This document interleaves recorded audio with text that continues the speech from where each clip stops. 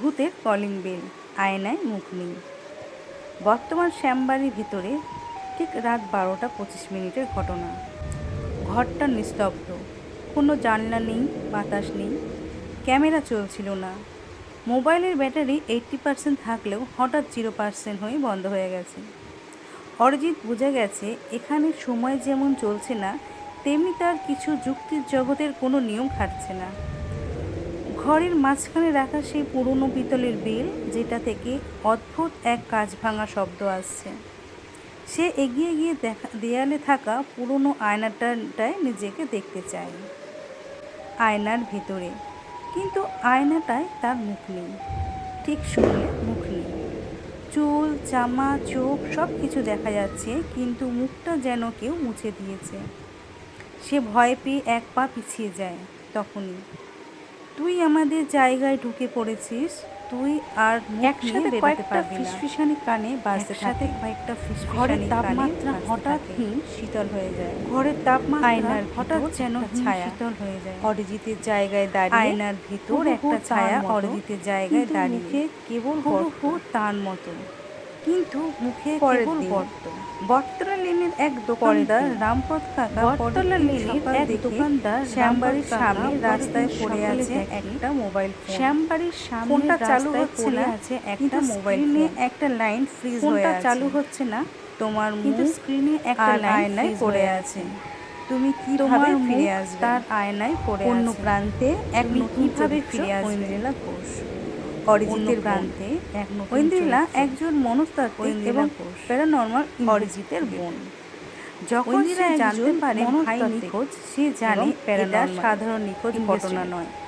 যখন সে জানতে পারে ভাই যদি সত্যি বেল বাজিয়ে জানে এটা সাধারণ নিখোঁজ ঘটনা নয়, তবে আমি সেই ভয়কে ভাঙব, আমি তাকে ফেরত আনবো। সত্যি বেল বাজিয়ে ভেতরে ঢুকেই থাকে, তবে আমি সেই ভয়কে ভাঙব, আমি তাকে ফেরত আনবো। ঘটনাটি চলবে পঞ্চম অধ্যায়ে। তাহলে আমরা আজকে শুরু করি পঞ্চম অধ্যায়। পঞ্চম অধ্যায়ে ঐন্দ্রিলা ও বেলের রহস্য। 9 অক্টোবর, সময় সকাল 11টা। ঐন্দ্রিলা ঘোষ একজন প্যারানর্মাল গবেষক এবং সাইকোলজিস্ট। বয়স তার 29। ঠান্ডা মাথার, যুক্তিবাদী এবং একই সাথে অতিপ্রাকৃত জগতে বিশ্বাসী। 3 বছর আগে তার মায়ের মৃত্যুর পর ভাই অরিজিৎই ছিল তার জীবনের একমাত্র মানুষ। কিন্তু এখন সে নিখোঁজ। আর খবরটা পেয়ে ঐন্দ্রিলা জানে এটা সাধারণ ঘটনা নয়। অরিজিৎ নিজের ইচ্ছায় হারিয়ে যেতে পারে না, কেউ বা কিছু ওকে টেনে নিয়েছে। তদন্ত শুরু। অরিজিতের ফেলে যাওয়া ব্যাগ থেকে পাওয়া গেল ক্যামেরার ব্যাকআপ মেমোরি কার্ড, কিছু হস্তলিখিত নোট আর একটা কাগজ, যাতে লেখা, যদি আমি না ফিরি বেলটা ভেঙো না, শুধু মুখ খুঁজে বার করো, আমার মুখ ওরা নিয়েছে। ঐন্দ্রিলা অবাক। মুখ? সে মেমোরি কার্ড চালিয়ে দেখল শেষ ভিডিওর শেষ অংশে দেখা গেল একটা আয়না, আর আয়নার মধ্যে দাঁড়িয়ে এক মুখহীন ছায়া ফিসফিস করে বলছে, বেল বাজালে মুখ দিয়ে দিতে হয়। তন্ত্রজ্ঞান ও ইতিহাস খোঁজা শুরু। ঐন্দ্রিলা গেল কলকাতা বিশ্ববিদ্যালয়ের পুরাতত্ত্ব বিভাগে তার এক পুরনো বন্ধু ডক্টর পার্থ সান্যালের কাছে। পার্থ দেখেই চিনে ফেলল ঐন্দ্রিলাকে। তুমি এসেছো, মানেই কিছু অস্বাভাবিক ঘটেছে, বলো কি হয়েছে। ঐন্দ্রিলা সব খুলে বলল। পার্থ কিছু পুরনো পুঁথির বই বের করে দেখালো। এক রহস্যময় বেলের উল্লেখ পাওয়া যায়, যার নাম অভিশপ্ত শঙ্খঘণ্টা।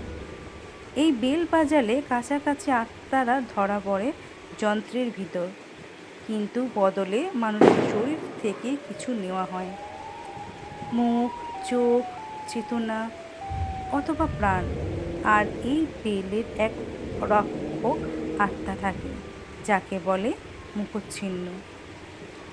এক আত্মা যার নিজের মুখ নেই, সে শুধু অন্যদের মুখ চুরি করে মুখধারী হয়। ঐন্দ্রিলা সিদ্ধান্ত নেয় সে ফিরবে শ্যামবাড়ি এবং একটা বিশেষ লোহা দিয়ে বানানো পেন নিয়ে। যা আত্মার প্রভাব ঠেকায়, সাথে একটা ছোট্ট ক্যামেরা যা অরিজিতের দৃষ্টি থেকে ঘটনার পুনরাবৃত্তি ধরবে।